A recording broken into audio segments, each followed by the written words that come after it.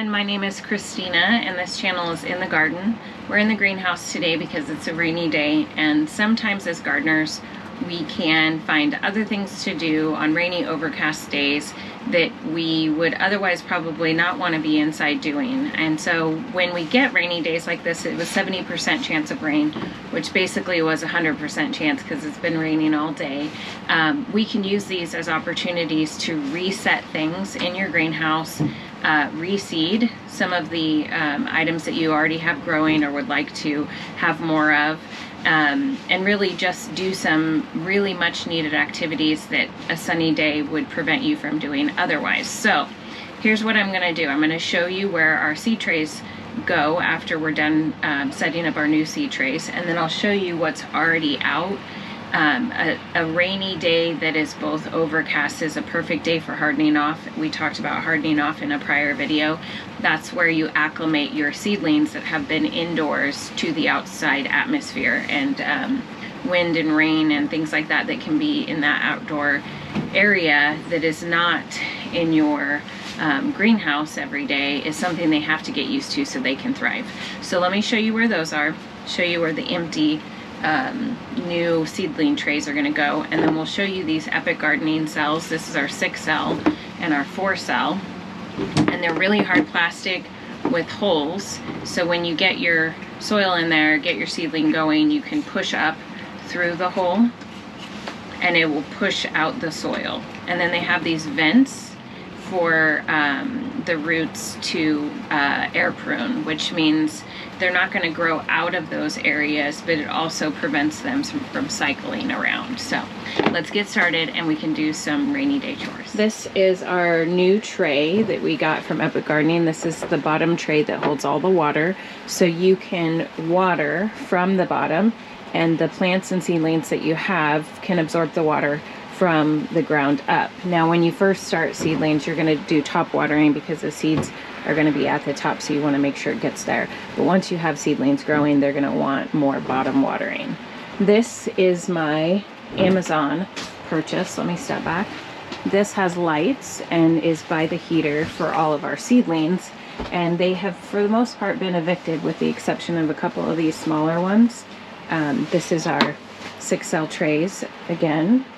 And so all of this space is empty so we can put new seedlings in today. So these are the seeds that we're gonna put in. Baby Joe sleeping. And let me show you where. So let's go out of the greenhouse and look right here. These are all of our plants that we grew in the greenhouse. So these will go out probably tomorrow into their permanent locations.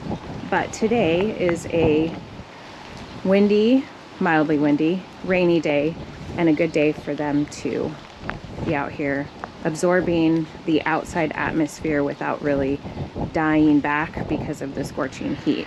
What I might do is I might slide these back because we do have, do you see? We do have some rain kind of pushing in from the roof above on those, but I think the rest are okay. Let's get started with our rainy day activities inside the greenhouse where we can stay warm and have something fun to do. Soil moisture needs to be up several notches here, so we need to add some water to pack these in, and then once we get them packed in and all properly labeled, then we can start putting our seeds on top, water it in, and call it good, and maybe Joe will be up by then. So I'm gonna get started with this. This is the last of the soil after having that full. And we've got our 6 cell trays here and our 4 cell trays here. And you can see those air slits here, which again are root pruning. I believe these are meant for root pruning to happen and take place. So when a root tries to grow out of the soil, basically the air prunes it so that we're not seeing that wraparound, I think is the theory.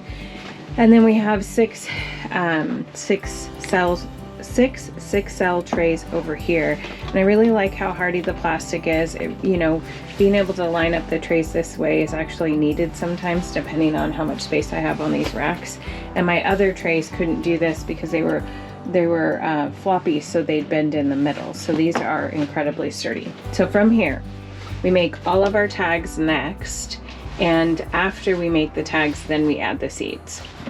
I do it in this progression, and a lot of gardeners do, so that we have everything labeled. And on the label, you're gonna put what you're planting and then the date. And so you can kind of see how many days since germination you're gonna have. And the rain stopped, but the winds picked up. So after we're planting our seeds, we have to bring in all of our seedlings back into the greenhouse to be in here overnight before we go out for one more day of hardening off, and then out to the real world where it'll be in the bed. So from here, let's go ahead and label all of our seeds, and we'll see if we can get, how much we can get into these. Now let me show you one thing. Normally what I do is I'll do 3 of something and then 3 of something right next to it. I wouldn't ever typically do, you know, let's say I planted cucumbers here and then I did radishes here. I wouldn't just do one cell. I usually do 3 of something at a time. So that should afford us 1, 2, 3, 4, 5, 6, 12. So 12 different items to plant, plus over here we've got all of these. So what I expect is that we can get nearly everything. And this is all, we probably won't put the winter squash because that has got a taproot in it. But this is all things I needed to both replant and start planting. So for example, I ordered a bunch of different types of eucalyptus. So I'm actually probably gonna plant the eucalyptus in the larger cell trays, these larger ones, so that they can get much larger before we put them out. Things in these smaller trays you might want to put for plants that you plan on putting out right away or don't plan on potting up to the bigger step. And I might order more of these because I'm thoroughly impressed. And these were the colors I picked, the green and the black, but they had other colors. I think there was like yellow and pink. I very much like something neutral. So let's get started with what we're going to label, and I'll let you know what it looks like when we're done. I use this garden marker. It's an outdoor garden marker, and it stays on the vinyl marker, the vinyl plant tags, I guess you could say. I don't know the word right now, but these tabs stay on here much better this way. So let's do eucalyptus first.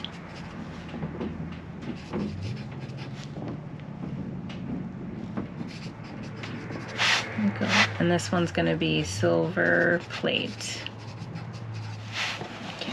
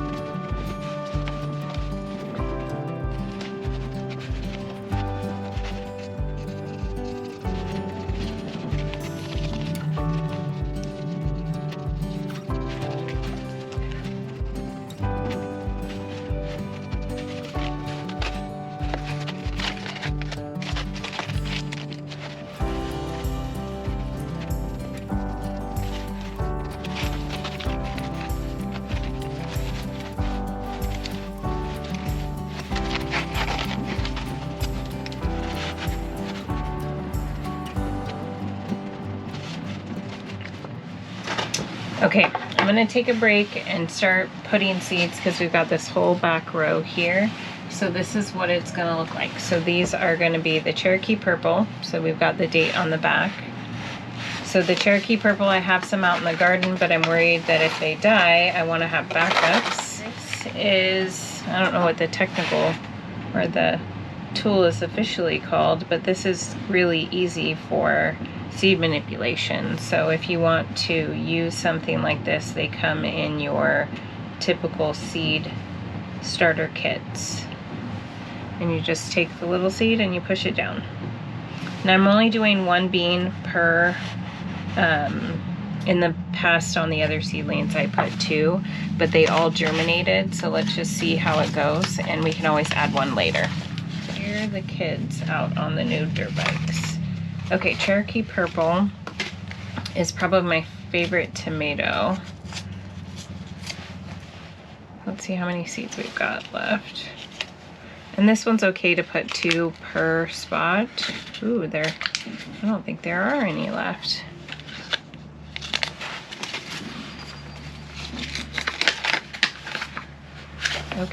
Okay, so something I want to show you about, these are Botanical Interests seed packets, but now this one's empty. I can show you. So if you look inside of their seed packets, you can see some more information about your plants.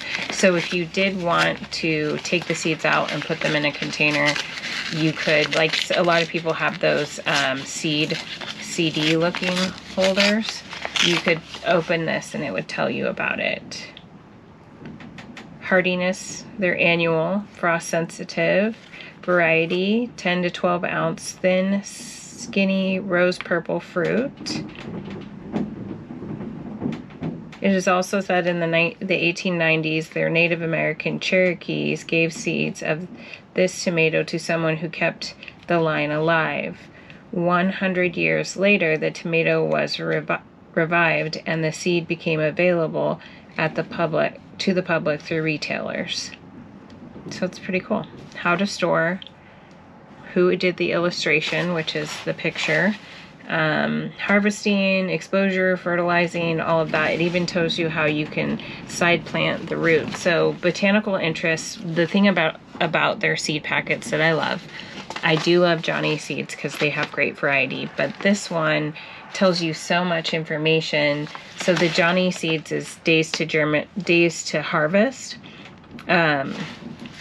but you're gonna read through the specimen information, whereas this one tells you kind of in more of a friendly picture format of all the things you need to know. So these are frost sensitive, 80 days from transplanting, so after the last frost, when to start inside, when to start outside, kind of everything. Anyway, I like the picture so you can imagine what it's going to look like. So let me get I've got another Cherokee purple tomato, so let me come back to that.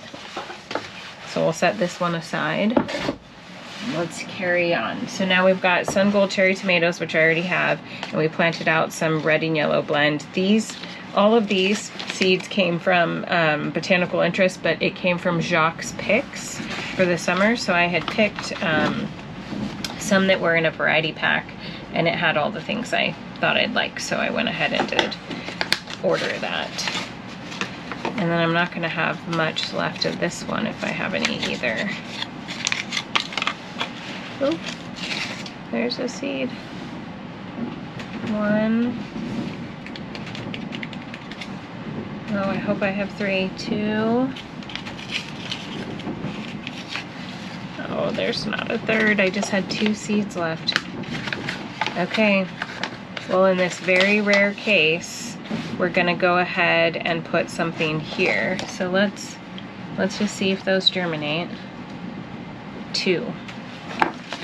And that seed packet's out. And if you wanted to open it,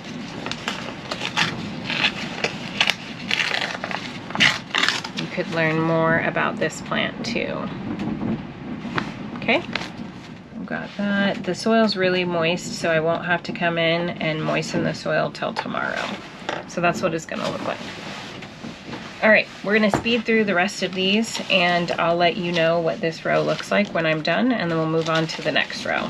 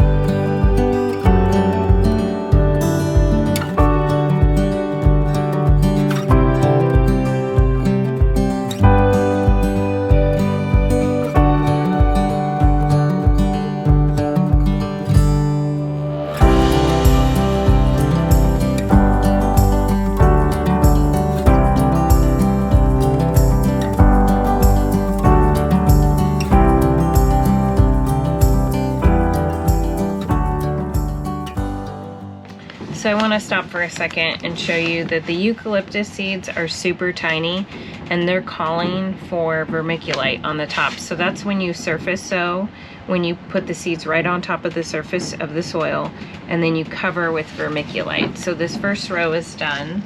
So then I just cover with the vermiculite, which is a natural material that's harvested, and it holds water. Now this is not a fine grain, this is more of a chunky. In the future I might get something more fine because I've seen those and I think they work really well. But this is the one I have, so I'm going to use it. So let me show you this. This was the silver plate. So let me switch these tags because I'm about to do the baby blue. Okay, there we go. All right, so the baby blue, let me show you what the seeds actually look like. If you can see that black dot right there, that's a seed, and it's super tiny. So when your seed is as tiny as this, it usually is surface sow. You're not gonna push it down into the soil. So look at that. It's like a speck of pepper in a way. And then you can spread these generously, not gingerly, generously on the top. Okay, so that's 2, 4, 6, 7 seeds. And we're doing that because multiple can grow up together and you can plant them out that way. So those are both of the eucalyptus, and you're gonna put vermiculite on them. And then you're going to kind of push it down. This one needs more. And then what's happening here is that the water and the seed will make contact and the vermiculite will hold the moisture in so the seed can germinate. So that's what that looks like. So we're done with our first row. I will get more seed labels and we'll move on to our second row, but this is what it looks like. So eucalyptus silver plate, eucalyptus baby blue. Super excited. I got 3 kinds of eucalyptus.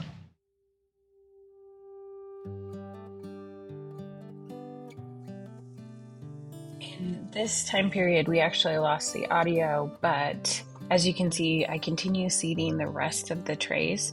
I use the wooden tags, and my only caution with the wooden tags is that the marker works well, but when you get these too wet from watering, the ink can bleed and so it becomes blurry. So if you're using this, just try not to do a spray over.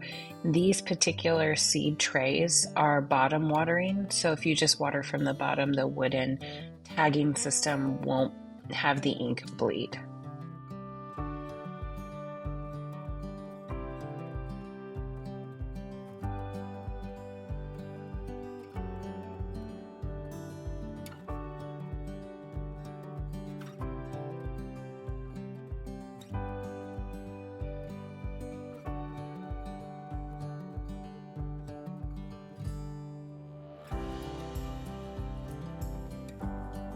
As I keep sowing the rest of my seeds, I end up with somewhere around 36 new plants.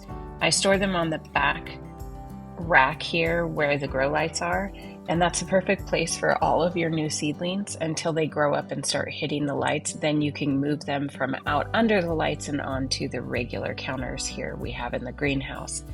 Now, this is second season sowing, meaning that I've already sowed seeds at the beginning of the season and planted them out, and this is my second set of seeds that'll go out into the garden as we go into fall. You can do 3 sets of sowing if you prefer. It's certainly up to you, but I end up doing 2 a year, spring crops and fall crops, and then things in the summer will end up being tired and you'll want to do cutbacks. But from here, you can see that these go back on the back rack, like I said, and they will stay there for the next 4 to 6 weeks. From here, we're going to bring in our plants from outside and we're going to place them on the grow racks. These are for the ones that are still the size for the grow racks, and anything beyond the normal size of seedling will go on the counters here in the greenhouse. Now, sorry about losing the audio, but I did want you to know this is our methodology around seeds and how we do 2 seasons of seed setting. So thank you so much for watching. And again, this is Christina within the garden, and we hope to see you in the next video. See you later.